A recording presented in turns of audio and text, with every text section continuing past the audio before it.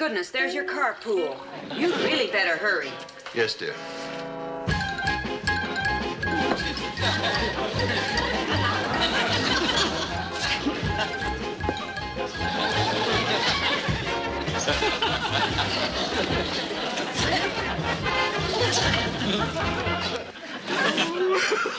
It's just like the old country.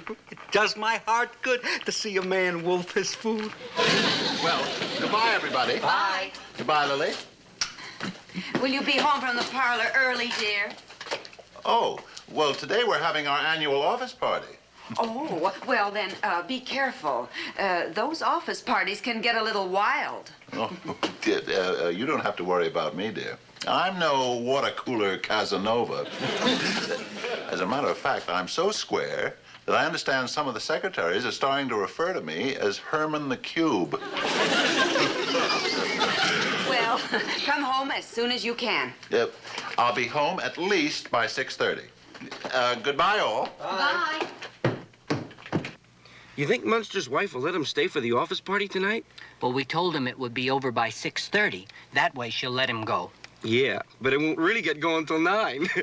Old Herman will be lucky if he gets home by midnight. Shh. Here he comes.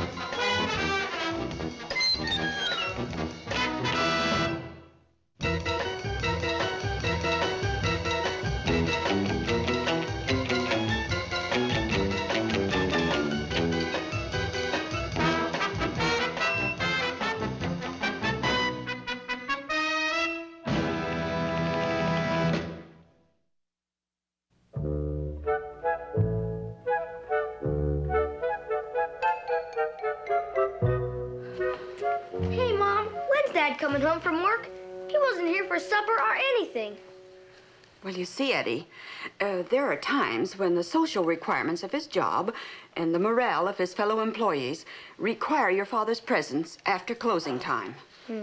Another office party, huh? Well, something like that. Now, don't you think you'd better run along to bed?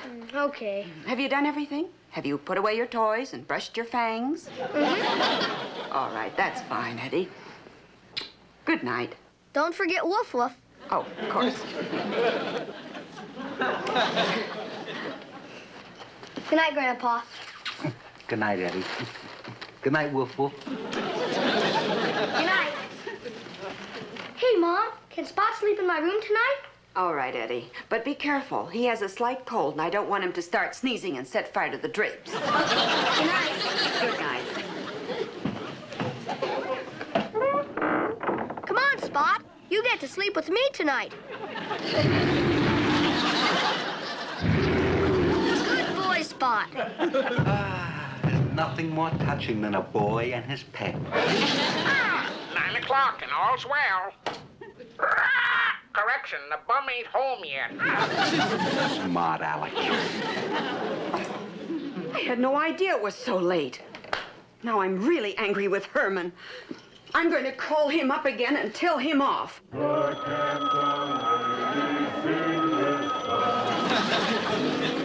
Hello? This is Lily. What do you mean, Lily who?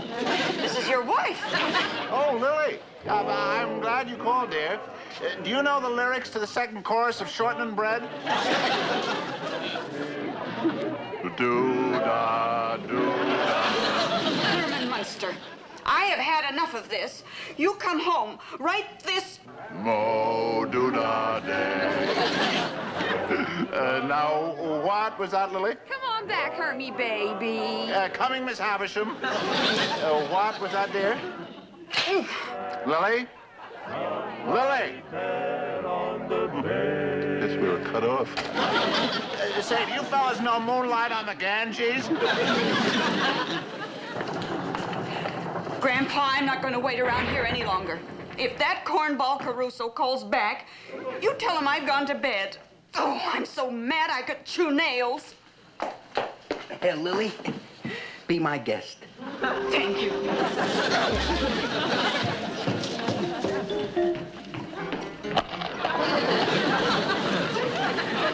Do-da, do-da. Camptown races, do-da-do. Do-do-do-do-do-da-do.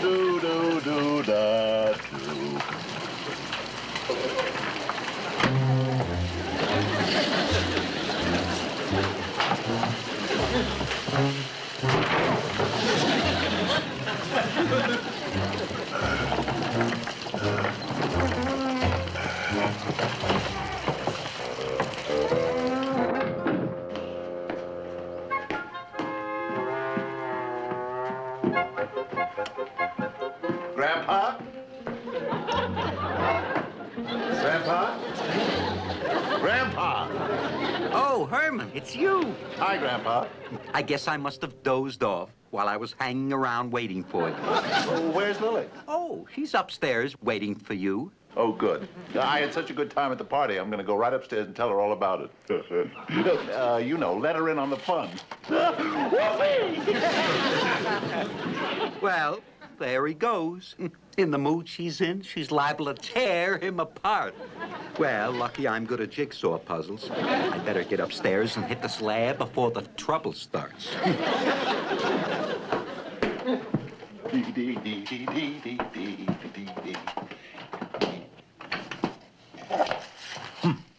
That's funny. The door must be stuck.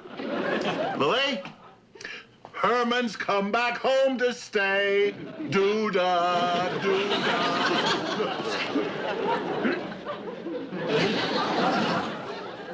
Guess she's not in there. She's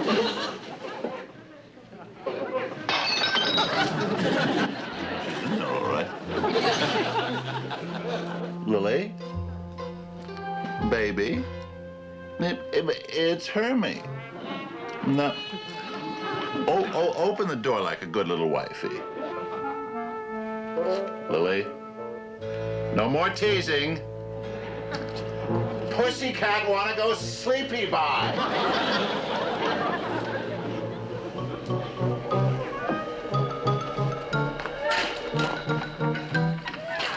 Well, Pussycat can just go sleepy by on the living room couch.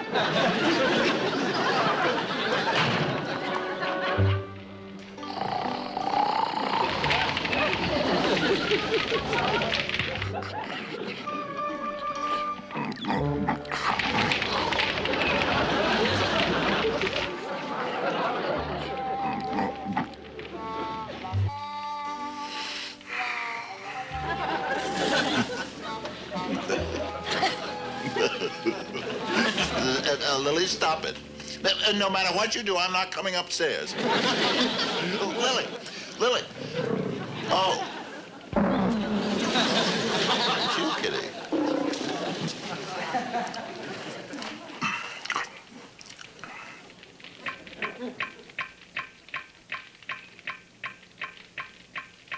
What's that?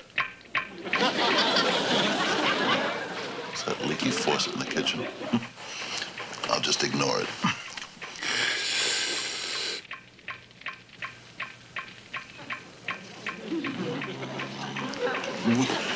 Shut it off.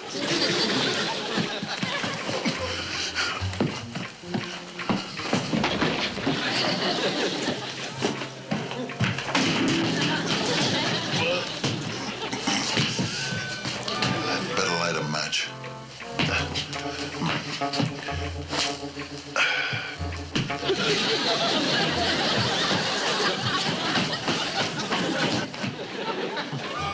John Wayne never has that trouble.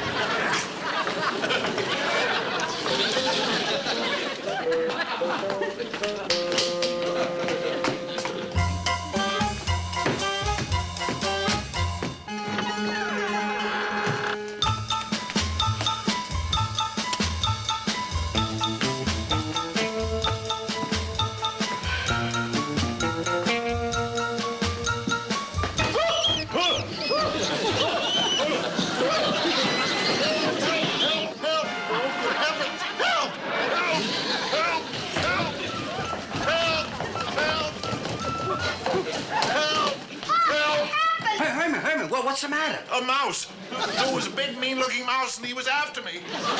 Herman, will you come down from there? Come down. He made a face at me, and he showed his teeth and everything.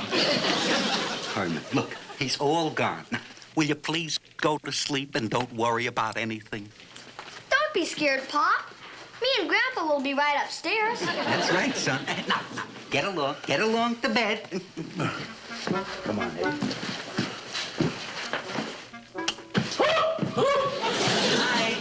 Oh, good night.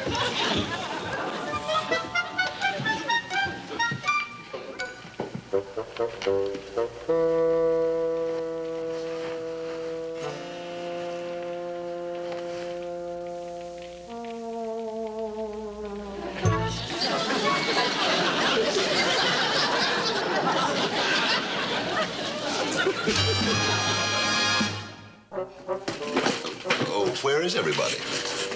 Everybody's had breakfast and gone off to school. Oh, Grandpa, would you mind telling me why this person is sitting at my table?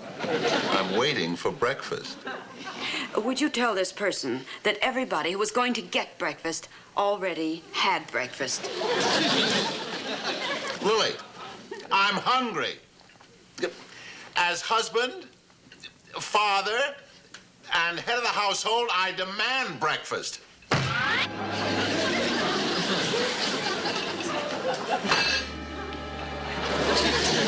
What's this? Prune pits, 3 of them. One for the father, one for the husband, and one for the head of the house.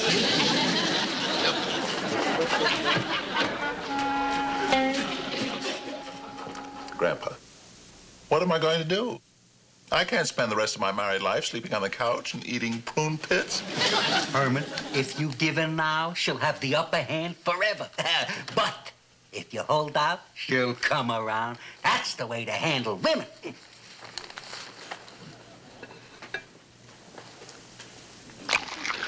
What are you doing?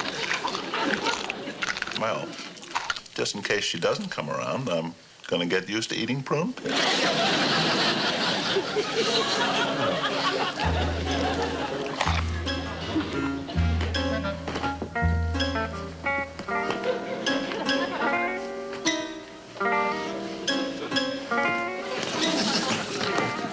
Grandpa, this is the 4th night in a row I've slept down here. When is Lily going to give in? Herman, I hate to say it, but I think we're licked. I'm afraid you just don't have the personality and warmth you used to have. In other words, my boy, in that great furnace known as romance, your pilot light has gone out. Well, you certainly have a way with words. But how am I going to turn up the burner? Wait, I think I have the answer. Here. Read this. Is your marriage shaky? Headed for the rocks. See Dr. Harvey Baxter, M.C., marriage counselor. Broken hearts made whole. Grandpa, me go to a marriage counselor?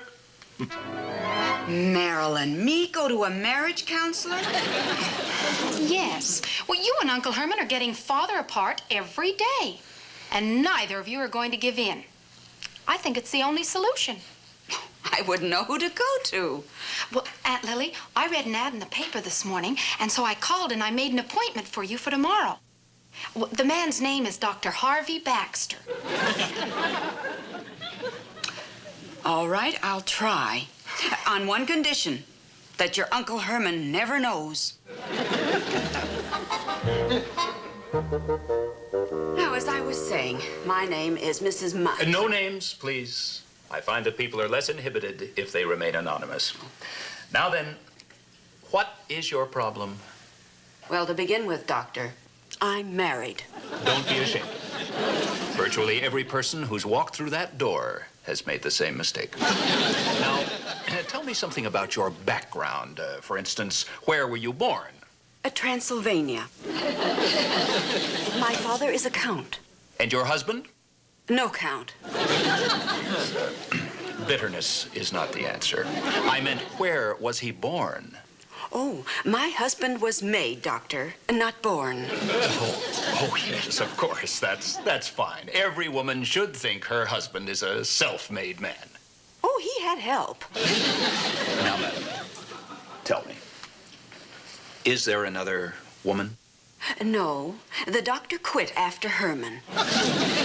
Well, exactly what is the cause of your domestic trouble? Well, it all started down at his place of employment. Ah, that is a familiar complaint. The wife neglected for the job. I suppose he just buries himself in his work. Oh, no, not Herman. Although there have been a few close calls. You see, Doctor, the trouble started when they had this party down at the office.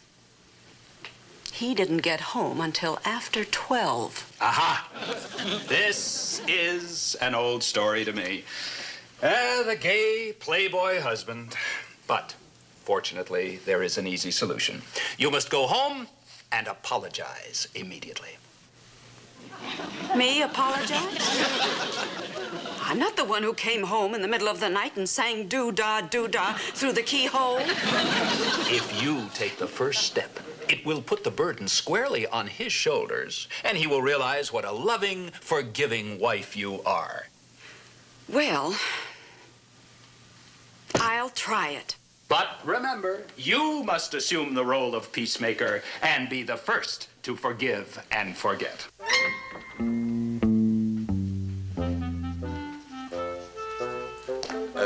Doctor, I think your secretary is taking a sunbath.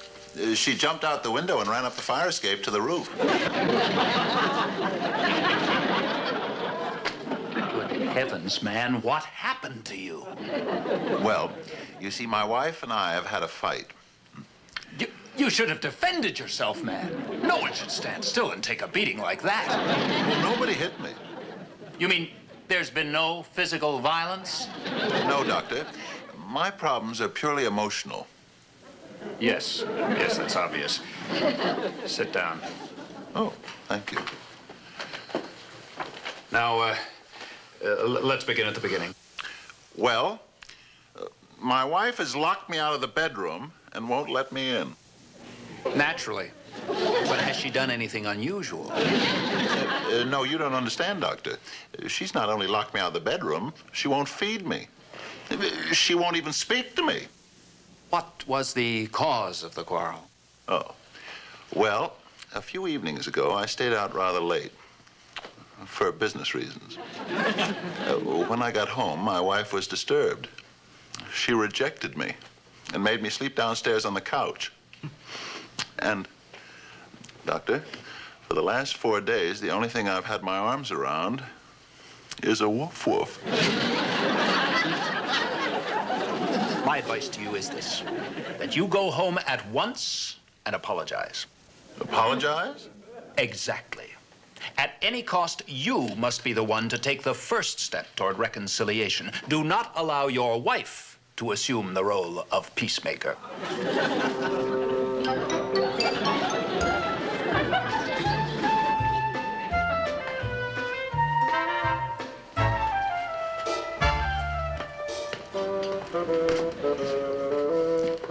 Lily, I want to talk to you. And I want to talk to you too, darling. There's something I want to tell you, dear. Oh, I'll be glad to listen, but I want to tell you something first. Lily, dear, if you don't mind, could I tell you what I want to tell you before you tell me what you want to tell me? No, dear, you let me go first, because what I have to say will save our marriage. Lily, if anyone's going to save our marriage, I'm going to save our marriage. Oh, no, you're not. Lily, all I'm trying to do is say I'm sorry and apologize. You apologize? But you can't apologize to me before I have a chance to apologize to you. Lily, all I want to be is the peacemaker. You, the peacemaker? Oh, you big dummy. I'm going to be the peacemaker, so get that through your thick head. Lily, will you pipe down while I'm trying to be sweet and apologize? That does it. I'm not going to sit around here and be apologized to by a poor, insensitive oaf. Lily! Lily! Lily! Lily! I'm sleeping in our bed tonight. I am.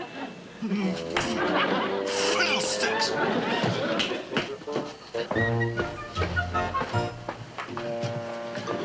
Oh. Thank you, son.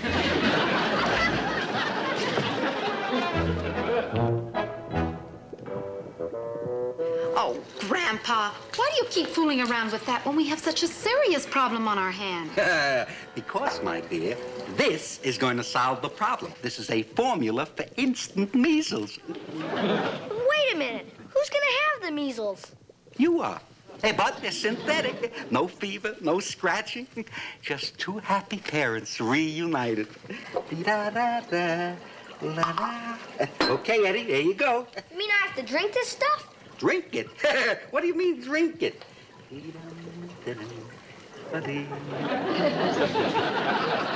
you think that'll work? Certainly. When Herman and Lily think their little boy is sick, they'll be so worried it'll bring them back together. Grandpa, you're a psychologist. No, I'm not. It's a trick I learned from watching old Shirley Temple movies.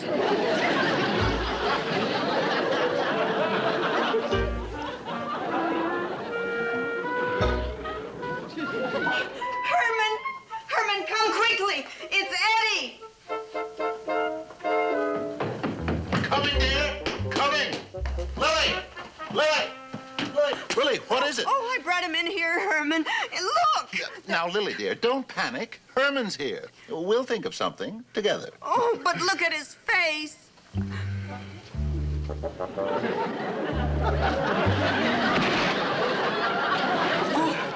Oh, Herman. Oh, you're so kind and sweet and precious and adorable. And sometimes you're a goofball, but I love you.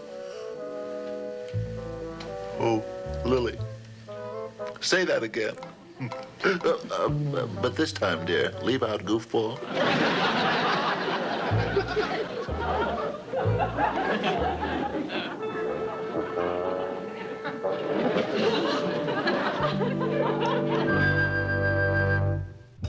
It is wonderful. 1 minute alone with Grandpa, and his measles disappeared. Not one single mark on that sweet little face. Oh, it's miraculous. No, Lily, I understand it perfectly. Eddie's measles were psychosomatic, the result of worrying about us quarreling. Well, he'll never have to worry about that again, will he, Pussycat? Never. No more office parties for me.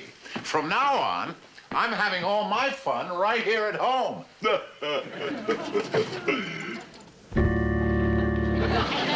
Hamtown